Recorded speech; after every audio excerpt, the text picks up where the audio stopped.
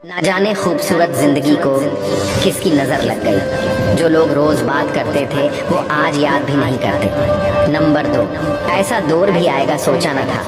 पहले 2 उंगलियां मिलाने से दोस्ती पक्की हो जाती थी, पर अब गले लगाने के बाद भी लोगों में मुनाफिकत रहती है।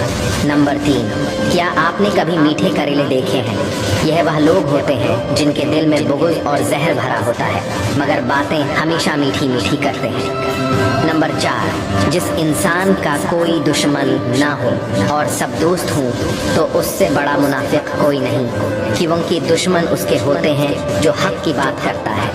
नंबर 5, पीठ पीछे अगर आपकी कोई बात करे तो घबराना मत, क्योंकि बात उन्हीं की होती है जिनमें कोई खास बात होती है। नंबर 6, सांप अपने दिफा के लिए डसता है और इंसान अपने मुफाद के लिए। अपना दुख हर किसी को मत बताओ, क्योंकि मरहम हर घर में हो ना हो लेकिन नमक हर घर में होता है। अगर आप इन बातों से सहमत हैं तो कमेंट में यस ज़रूर लिखना।